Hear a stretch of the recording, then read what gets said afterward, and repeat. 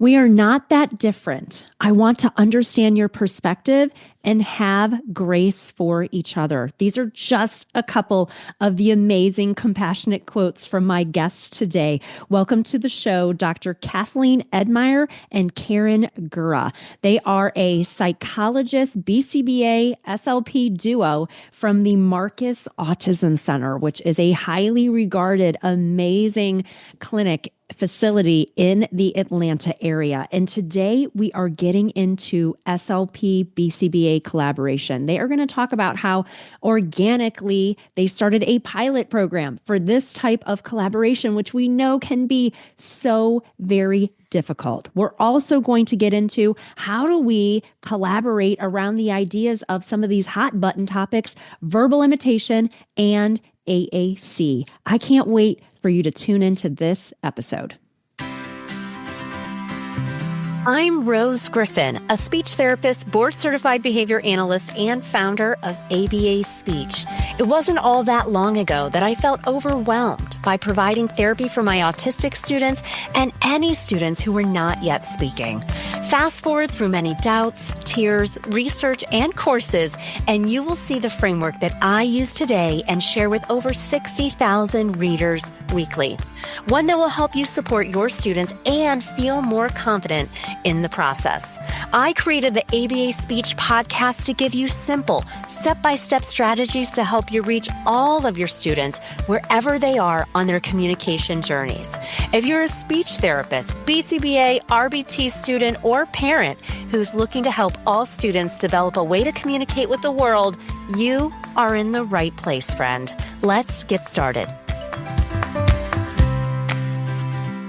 Welcome to the show. We have a great guest lineup for you today. We have with us Dr. Kathleen Edmier and Karen Guerra. Thank you so much for joining us. I'm excited to have you on the show. Of course. We're so excited to be here. Thanks. And I was saying before I pressed record that I think that you presented at WIBA conference, which is usually in the summer, and it is Women in Applied Behavior Analysis. I have not been able to attend that conference. Last year I did 12 conferences. Believe me, I've looked to submitting a proposal and going. I think it's usually in Atlanta maybe, and I like Atlanta. I actually love Atlanta. I like that. Think that's a cool vibe there and easy to get to. It is the busiest airport, but I'll tell you what, it is so organized. I appreciate that. When I flew 12 times last year to go to all these different talks I did and conferences, Atlanta is the largest airport, but there's so many people that literally are paid to just look for people who are lost and confused. So shout out Atlanta Airport. But thank you so much for coming on the show today. You guys talked about SLP BCBA collaboration, and it's something that is one of the things that I talk about daily at ABA Speech, being an SLP and BCBA. But I think it's really great to get a new, fresh perspective on it and to hear how people are doing it, especially somewhere like the Marcus Autism Center, which has such a great reputation. I've heard so many cool things about. So today we are going to discuss that SLP BCBA journey and collaboration like we usually do. Can each of you just tell us briefly what your roles are for those of us that are tuning in? Somebody's an SLP, somebody's a BCBA, correct? But let us know what your specific roles are. Karen, I'll let you go first. Okay, thanks. Yeah. So hi, everybody. I'm Karen Guerra, and I'm the SLP here. And as part of my work at Marcus, I work in different research and clinical programs. And so that's sort of how I got to be introduced to our skill acquisition program.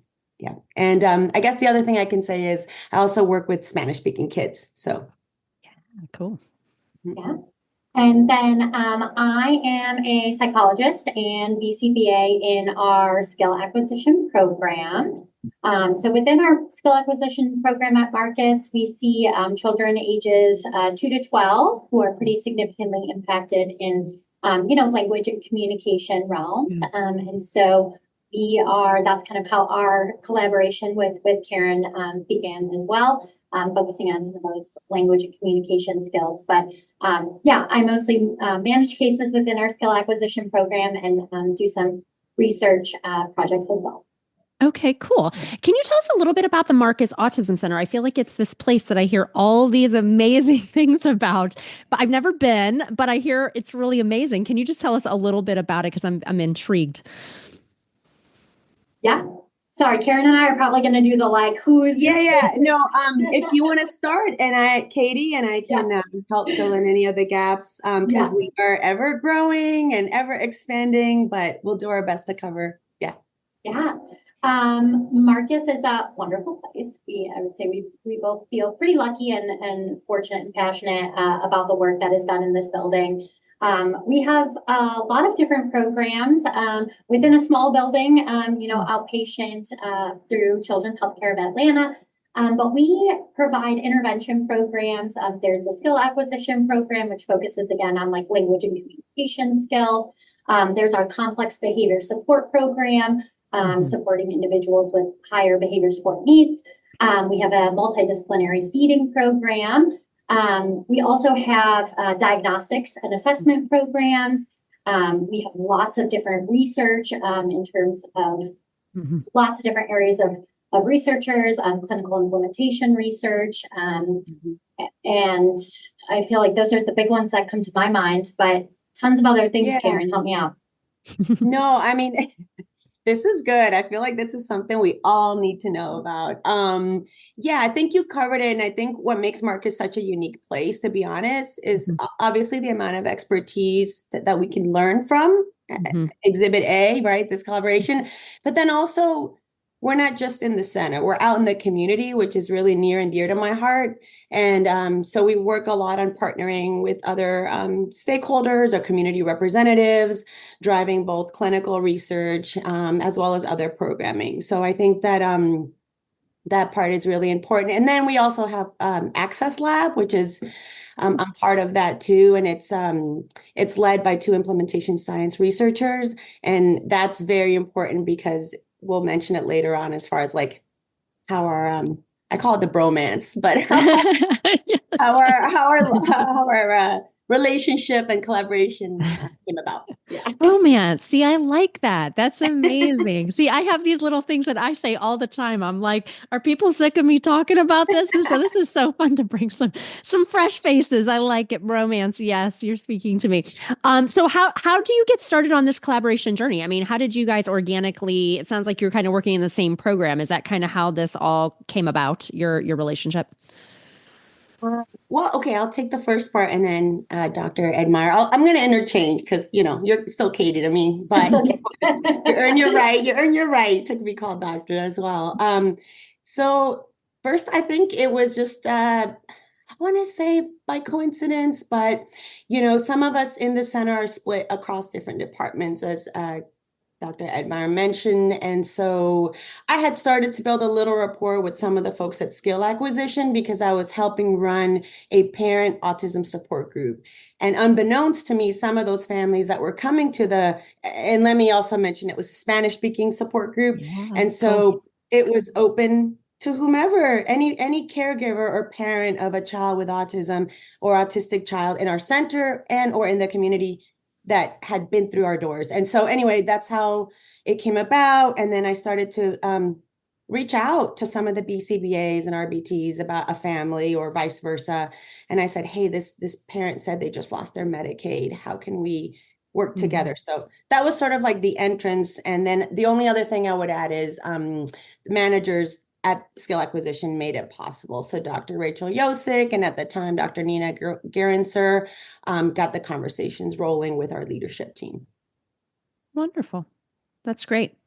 And I think collaboration, it's funny. I just became part of this, on this board for this really cool healthcare group called Cicero Therapy. And so they have all these speech therapy clinics and they're systematically adding in ABA and OT across the United States. And I was talking about having her on the podcast or doing a CEU course for speech therapists who might want to add in some of these different services. And she was like, oh my gosh, I was doing trainings about ABA for 6 months before anybody was like, yeah, that sounds like a great idea. We'd like to try it. It and we know we want to help, I say from the research, maximize client outcomes, right? That's stuffy, right? I know, like Karen, you guys both seem super passionate, but it's like you want to help people, right? That's why we both started this, but it can be a long and arduous journey. I think what's cool, because I've worked in places that were multidisciplinary and working with kids with very complex communication needs and behavioral needs. I find that people that are working in some of these outside placements are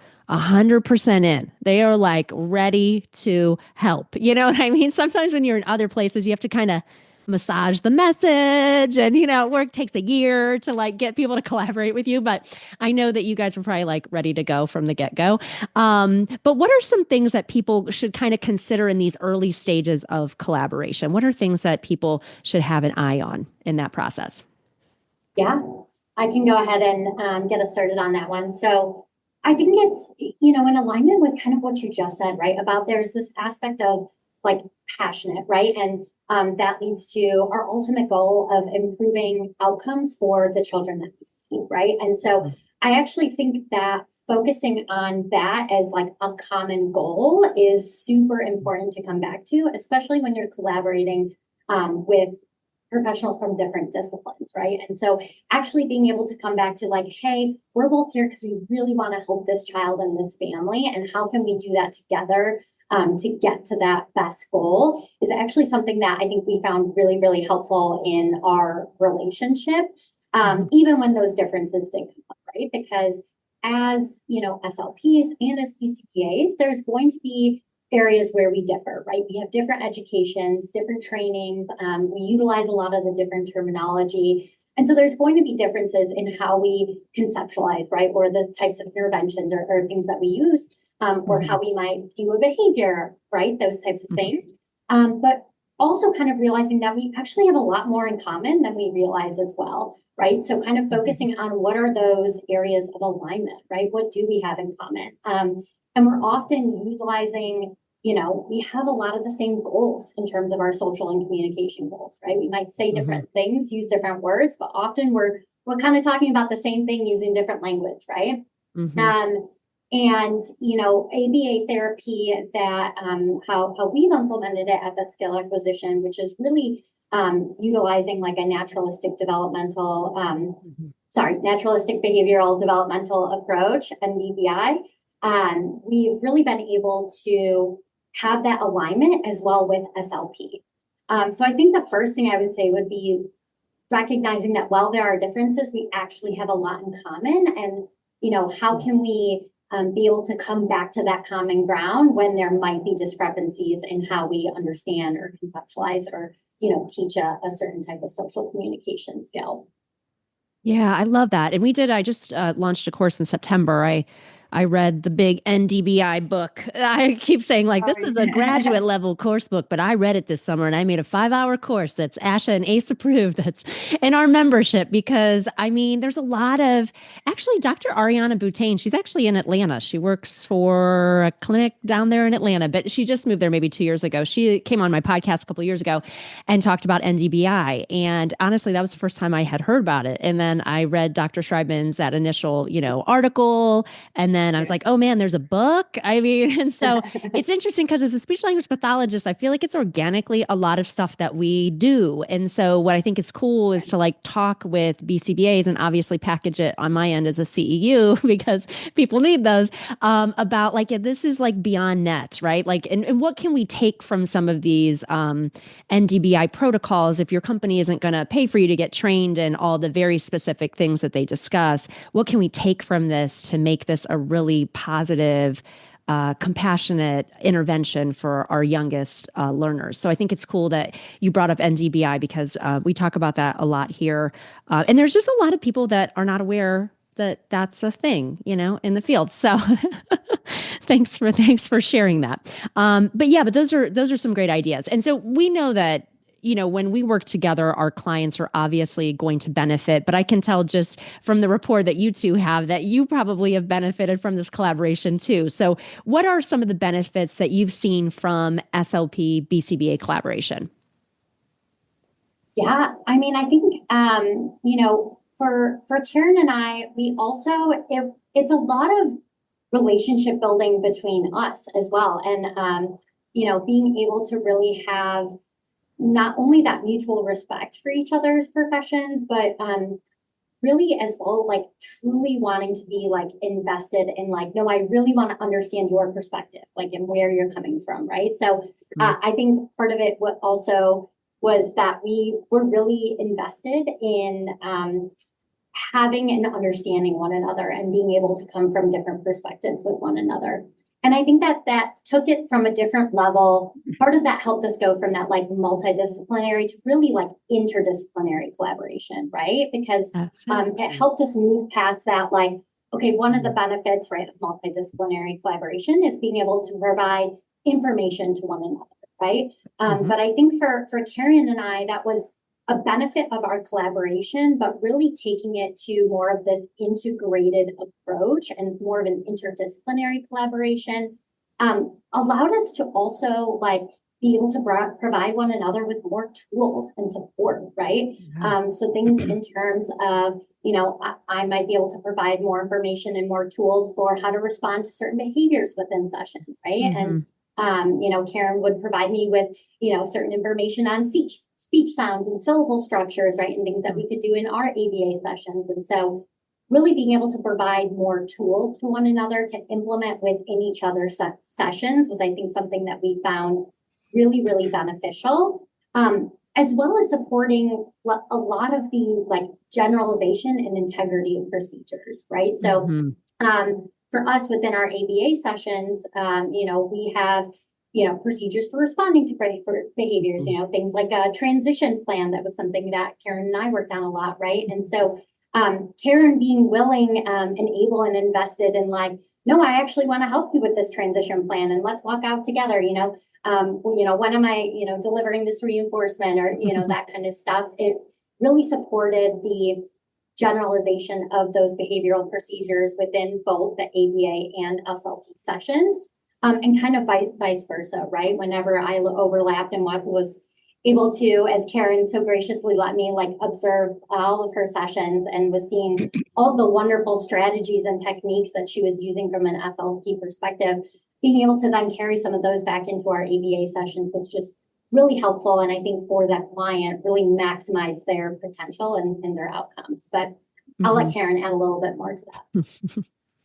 Yeah, I mean, we can probably spend hours on this part. I think just simple things like, thinking of having grace for each other, understanding that it's not a competition, right? I mean, I think the field theoretically and it's done that to us from a long, long time ago.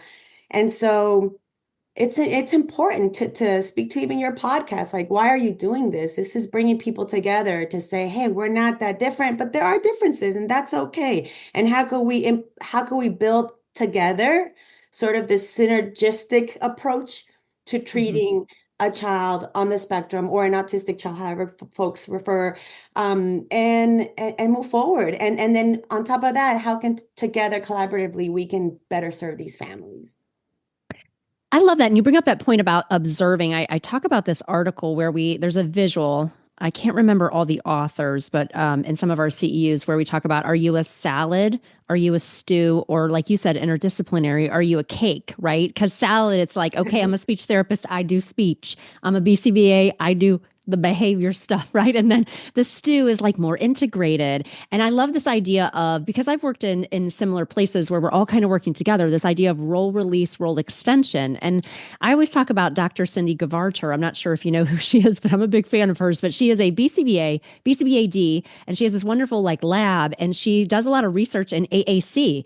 And I'm like, see, this is like where this comes about, because as speech therapists, if I worked in maybe my hometown district here, maybe I don't know much about AAC because honestly, maybe I haven't seen a kid who uses it. But here's a BCBA who I could really learn from, who presents at the ASHA conference, who's done a ton of research in this area. And I think sometimes that's hard for people. I also, in my background, have worked in non-public programs where it's almost like I'm used to people coming in and seeing me do therapy. And not that I had somebody on and he said like therapy's kind of performative, right? We all kind of like before we press record, right? We probably had a little bit of a different disposition. Then we're like, oh, hey, but it is a little performative, but I'm used to it. And I'm sure you get that at the Marcus Autism Center, maybe people doing tours and coming through. And I think people that don't work in settings like that might be like, I don't want a BCBA to watch me do therapy. Like these are a lot of the things that you see online. Obviously, at the Marcus Autism Center and some of these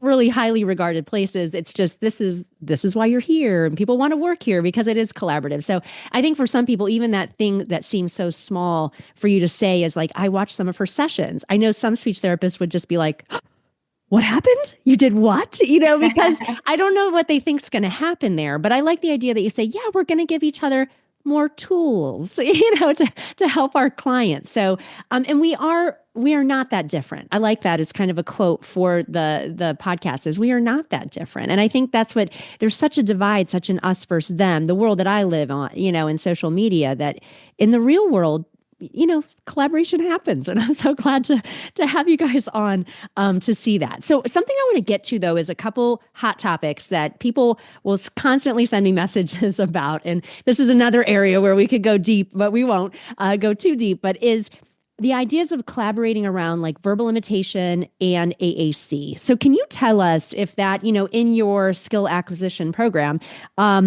what does it look like to collaborate around verbal imitation, or BCBAs may call those echoics and things like that? Yeah. So we, I think part of it is, again, realizing that like we're talking about the same thing, right? Like we might be using different terminology, right? I would say echoic as a BCBA. Karen might say sound imitation. Right, Karen? Correct me if I'm wrong. Yeah. Okay. And so, but we're really talking about like the same social communication skill, right? And so realizing that like our goal is to increase that, verbal imitation, right? And really to with AAC, right? Like for that child to be able to request and express what their wants and needs are, right? I might say man, and Karen might say something more along like multimodal communication. Yeah. Request. Yeah. Yeah. Introverbal, spin in the flag. Come on. Right. So I think realizing a lot of the times, again, our goals are the same.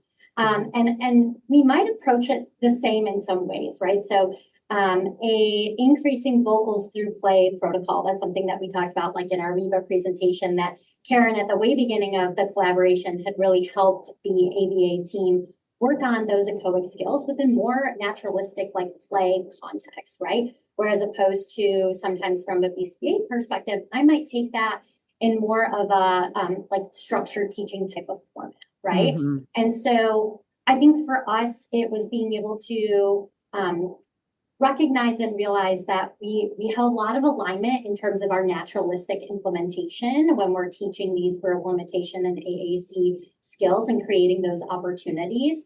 And so being able to come back to that alignment is really important. But also there might be different areas, again, where we diverge, right? So for the client that we worked with together, we, from the ABA perspective, we're working on a structured backwards teaching protocol to teach verb noun requesting. And so that looked very different. But I think what Karen and I came to is like, it's an additional approach, right? Like we're doing multiple things, but it's all towards the same goal. And being able to build on all of that together is only going to increase the likely that that child's outcome is going to be positive and successful.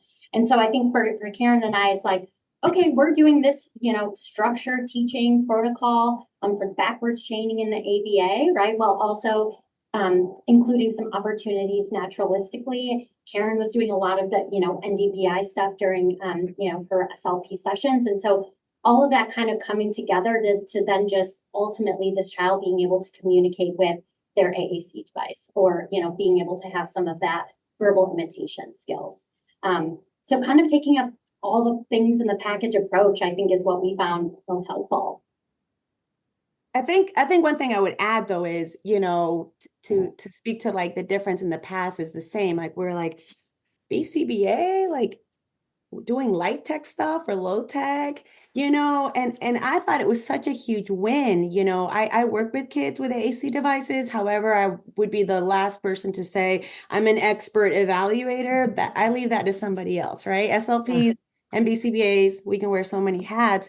But I Mhm. think the one key thing to remember too is when you start seeing those outcomes in your patient and your child, and then the family's like joy of seeing his progress, his or her progress or their progress, it's also kind of reinforcing us to say, hey, guess what? This recipe, whatever it is, whether we're making stew or sopita in Spanish, it's Right. working and we're going to keep making it. So, Yeah, I love that. That's a great idea. So, Karen, for this play, I'm curious about this. So the utterances and play and kind of that naturalistic context, is that something where you are following specific like lesson plans, or there are different centers and you're giving the BCBA's instruction on yeah. potentially how many utterances to evoke, or what does that look like? I'm just curious. I know that with a center like yours, I'm sure it's very programmatic and there's like a very much a plan. Some places, it's a Yeah. little more loose, right? So, and depending on Yeah. your funding source, right? In a school versus, Yeah. insurance, Totally. it's going to look totally different. But I would imagine like collaborating with RBTs, or what does that look like on how are you informing? Because it sounds fun and I'm just curious. Yeah. No, though those are such great questions. I do appreciate, even though we are programmatic, I feel like Marcus lets us, we have some creative flow, if you will, or make suggestions. So Right. I think the one thing that we forgot to mention is as we were thinking through this SLP Mm. pilot and what that would mean would be there's a component of consulting. And through those Mm. consults, as Katie mentioned, she got to observe my sessions, but I spent lots and lots of time observing BCBA RBT sessions. Um, Nice. Sometimes I would push in. So Yeah. in the moment, and so to go back to answer your question about the how was that structured, we both had like actually a similar sort of long-term and short-term goal. And so we knew that ultimately we want this child to communicate. And that's where the tweaking came in. So whereas Katie might say, well, we're working on these list of preferred items. And then if in our case, he was presenting with some motor speech compromise, like a compromised motor speech. So he was having difficulty with some of the production. We were able to work together to say, well, ultimately, we know he can communicate using a device, maybe 3-word, but we're still wanting to also work on that speech. What are Mhm. some things that I as an SLP can help facilitate from a developmental, but also from what a child can do with his articulation? I don't know if that answers the question. Yeah. Yeah, no, that's great. And it's I think it's good. Like a lot of people might be listening and thinking like, wow, this is like the gold standard of collaboration, which I think it's great to hear that if people are just kind of starting on their, I always say like just introduce yourself to the person, the BCBA or SLP. So wherever you're at on your collaboration journey, I think it's great to kind of aspire to and hear about some of these nuanced ideas. But I love the idea of the consulting because when I was more school based, I would spend a lot of time with it wasn't necessarily an RBT, but the one-on-one parapro to talk about like how's the programming going and like spending time watching sessions and having them with me. And I think even if that's something that's out of somebody's comfort zone, just you can learn and grow. And I can just tell like how jazzed you guys are about working together and helping kids. I mean, shoot, let's apply at the Marcus Autism Center. It sounds like a great place. Yeah, thank you so much for coming onto the show. This was amazing information to hear about, and thank you so much for taking time out of your day. I appreciate it. It was great to meet both of you. Absolutely. Thank you so much. Thank you so much. It was lovely meeting and chatting with you. Look forward to listening to your shows.